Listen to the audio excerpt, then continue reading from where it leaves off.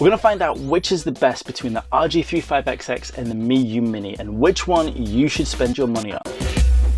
The RG35XX was designed by Anbernic to be a rival to the awesomely popular Miyoo Mini, and the RG35XX came along and has done a fantastic job of battling the Miyoo Mini as the best budget, pocketable, retro handheld device on the market today. Now I think it's pretty safe to say that the RG35XX beats the Miyoo Mini in almost all areas, making it an absolutely fantastic option, especially for newcomers to the hobby. However, there is one area specifically where the Miyoo Mini has the RG35XX completely beaten. Starting from the top, the RG35XX is a bigger console than the Miyoo Mini, which makes it a lot more comfortable to use. The Miyoo Mini is a fantastic small pocketable handheld, but it can be pretty difficult to play, especially for long play sessions, leaving your hands feeling pretty cramped. On top of that, games which require the use of the shoulder buttons, especially PlayStation 1 games, can be really tricky to play with the Miyoo Mini. But the RG35XX seems to have nailed the size to enable you to enjoy those games and use the shoulder buttons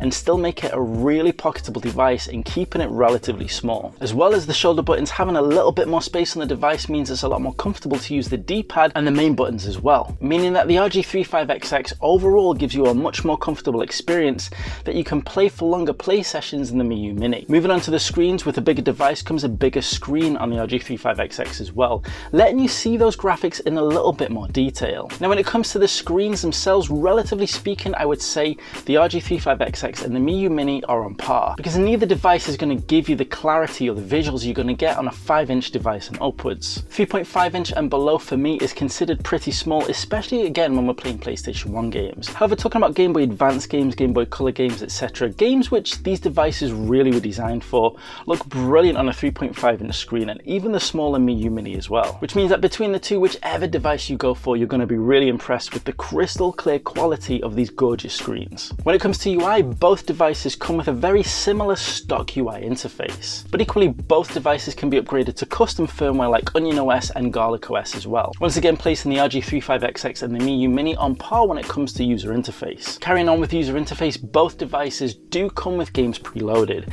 However, the RG35XX has much more storage capabilities than the Miyoo Mini, especially considering the dual slots for the SD card, giving you access to a huge amount of storage space which could probably cover pretty much every game you could get on this system, and certainly overshadowing the storage options on the Miyoo Mini. As well as the dual SD card slot, to add to the extra features, the RG35XX also comes with a HDMI out, something which the Miyoo Mini does not have at all. Now granted, it would be really difficult to include such a feature in such a small device as the Miyoo Mini, but nevertheless, if that's something you want, the RG35XX has it and the Miyoo Mini doesn't. And now moving on potentially to the biggest downside of the Miyoo Mini is the availability and the pricing. You see, the Miyoo Mini came out, and when I first got mine was around about £30 to £40. But as these devices became more popular, the price skyrocketed and the availability just completely declined, meaning it's really difficult to find a Miyoo Mini these days, especially one at a decent price, with most of them setting you back at least £70 to £80. That's a pretty significant price jump and a pretty expensive price considering the Miyoo Mini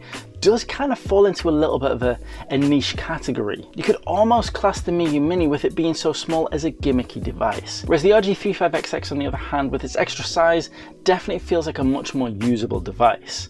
On top of that, they are readily available and they can be found for around about £60 to £70, and sometimes a little bit cheaper if you can find a deal. But with the RG35XX pretty much beating the Miyoo Mini in all areas apart from a couple of which they're on par, there is one area in particular that the Miyoo Mini outshines the RG35XX, and that is if you are looking for a retro handheld that is no bigger than a credit card, the Miyoo Mini is perfect. It's so pocketable, you can barely even notice it when you're carrying it around. And one-handed gaming on the Miyoo Mini is an absolute pleasure. But if having an uber pocketable device that you can literally just throw in your pocket, handbag, have a little sneaky go in meetings and all that good stuff, if that isn't as important to you, the RG35XX dominates in every single other area. Links to the devices will be in the description below. Well, the RG35XX will. If I can find a decent Miyoo Mini link, I'll put that in as well. But if you want to see a direct comparison of the emulation between these two devices, check out this episode right here.